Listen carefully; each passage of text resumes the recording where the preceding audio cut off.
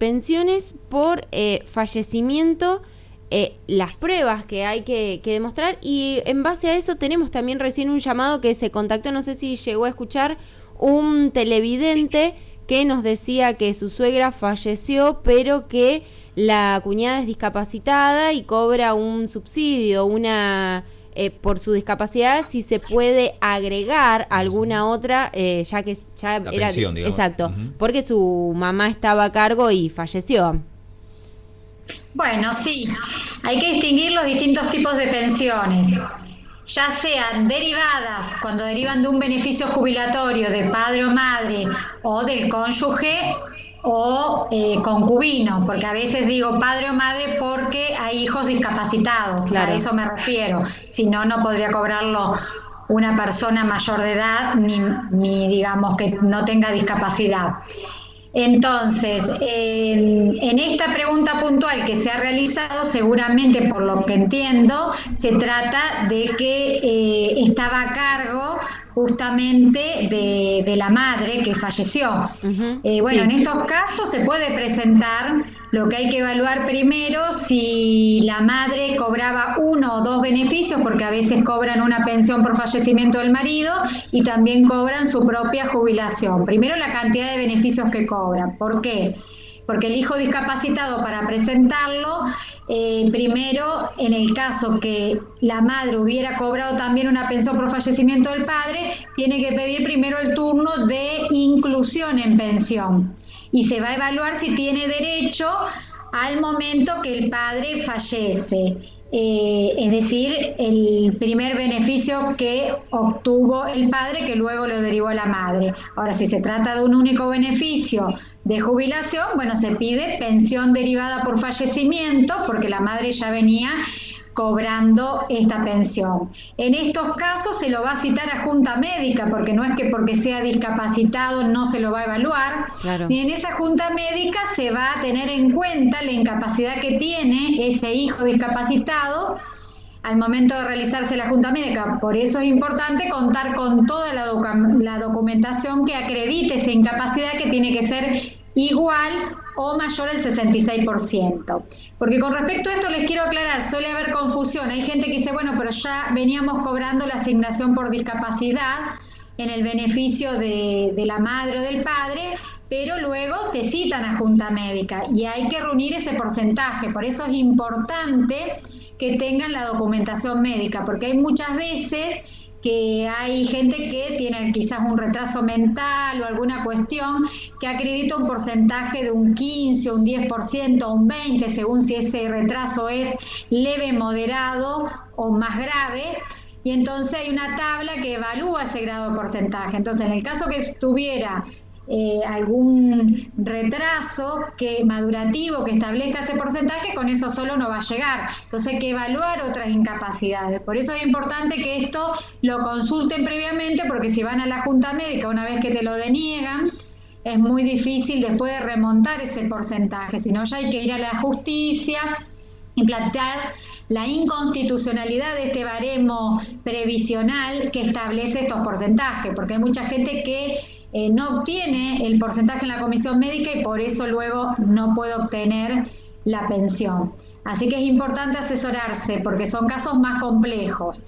A la vez hay que tener la partida de nacimiento de la persona que va a solicitar, en este caso si el hijo discapacitado, tiene que tener la partida de nacimiento, el acta de defunción obviamente de la madre y el acta de matrimonio de los padres para presentar esta pensión correspondiente. Es importante que cuente después con toda la documentación médica, porque en la segunda etapa se lo va a citar y ahí va a tener que presentarse para ser evaluado a través de la junta correspondiente. Exactamente, bueno, y tiene que ver un poco también con las diferentes pruebas que uno tiene que presentar a la hora de estas pensiones por fallecimiento para que no sean denegadas.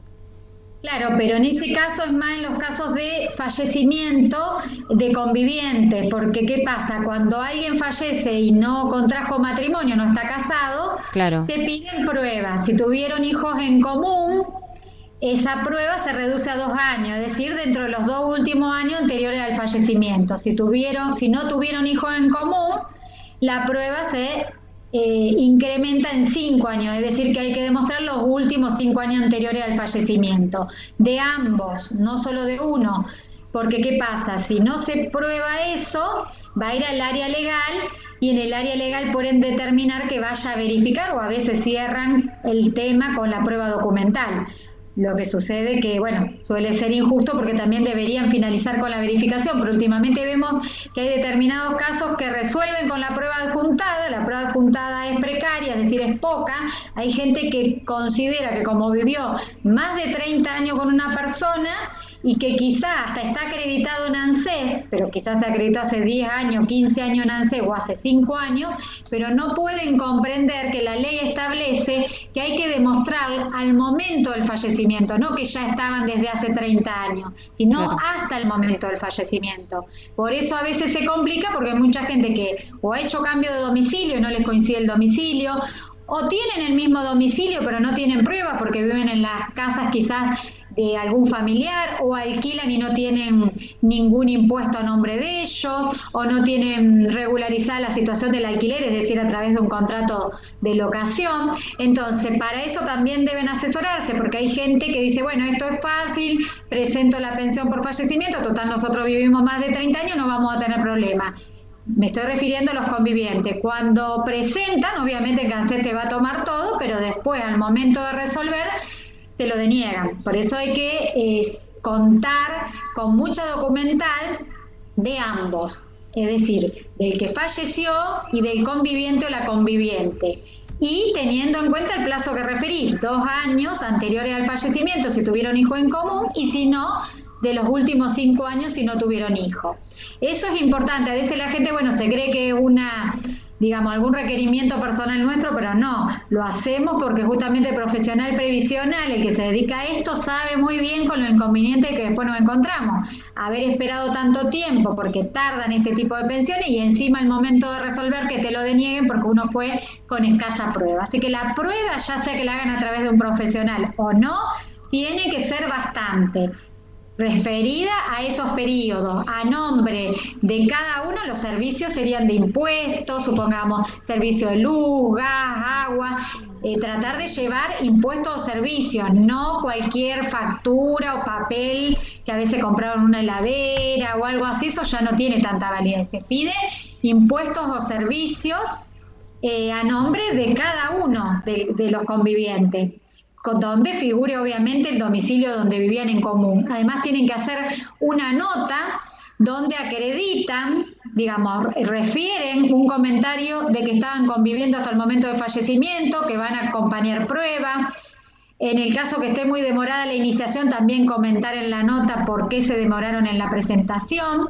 Y también hacer una declaración post-mortem con 2 testigos, donde establecen donde se enuncia que convivían en tal vivienda hasta el momento del fallecimiento y desde cuándo venían conviviendo. Por eso no es simple, porque a veces la gente no cuenta con esta información y no presenta todo como corresponde. Doctora, bueno, y para ir cerrando me quedo con esta última pregunta que tiene que ver con el monotributo social. ¿Qué pasa con aquellas personas que necesitan tener aporte, pero que buscan algo económico para, obviamente, acorde al bolsillo, pero de a poco ir acumulando los aportes? ¿Cómo se gestiona este monotributo social?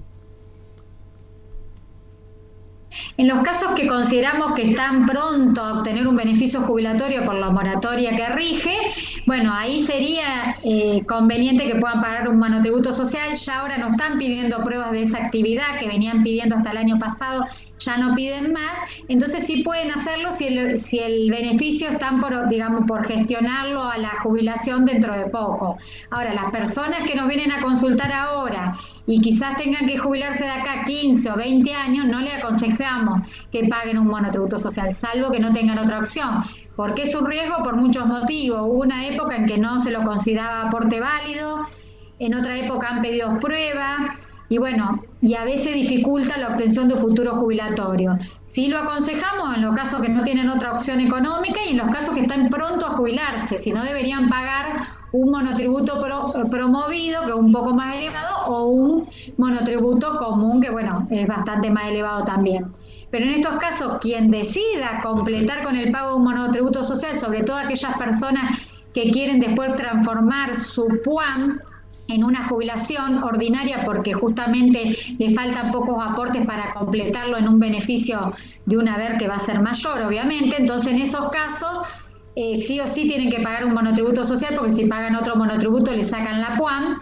Y en esos casos, en la misma página de ANSES, mi ANSES, con el quill y la clave de la Seguridad Social, hay una opción de monotributo social donde se inscriben, contestan todas las preguntas, que es sencillo, y si no se lo puede hacer un profesional, y luego se emite la credencial en el plazo más o menos de 10 o 15 días, y con esa credencial comienzan a realizar el pago correspondiente mes a mes hasta completar los aportes faltantes para cada caso según lo que corresponda, ¿no? Y por último quería aclarar, Sol, el tema de que se sigue hablando de este tema de las amas de casas que quedan fuera de esta moratoria vigente, si va a salir o no esto de computar aportes por hijo. Bueno, ahora se está hablando también de la posibilidad de extender esta moratoria, pero se está hablando, no que se haya salido la ley, ¿no? Ni siquiera es un proyecto, también queremos aclarar. Se está hablando de la posibilidad de extender el plazo de la moratoria,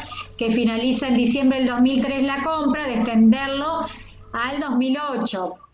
Esto lo están, digamos, comentando previsionalistas de Buenos Aires a los fines de aconsejar, digamos, a la parte previsional del gobierno para que tengan un criterio más beneficioso que no solo abarque a las mujeres, a las amas de casa, sino también a los hombres, como regía antes y luego se lo excluyó, porque la única moratoria que quedó vigente para el hombre rige hasta septiembre del 93, muchos hombres por eso no se están pudiendo jubilar, pero si pudieran aprovechar la moratoria de las mujeres que rige hasta diciembre del 2003, muchos podrían acceder a su beneficio jubilatorio que hoy no están pudiendo. Entonces, bueno, se quiere ver si en esta idea de proyectos se puede ampliar el criterio y no solo hacer un cómputo en relación a los hijos, sino un plazo mayor de compra en moratoria.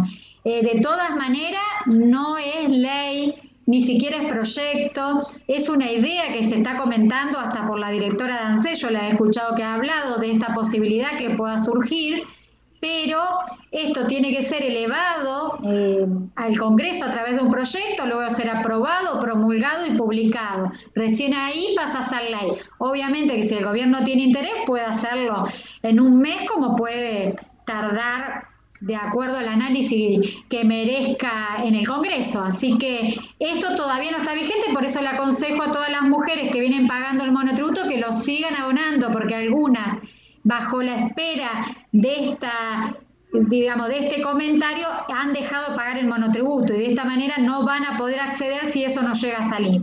Así que primero, mi consejo es que se rijan por lo que existe, que es la ley de ama de casa, que es la ley 26970.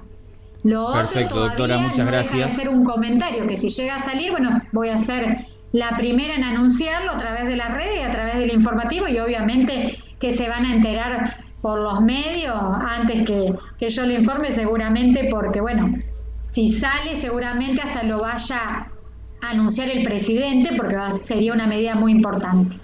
Gracias, doctora. Bueno, nos encontramos la semana que viene, como siempre, con su amable. micro. Muchas gracias.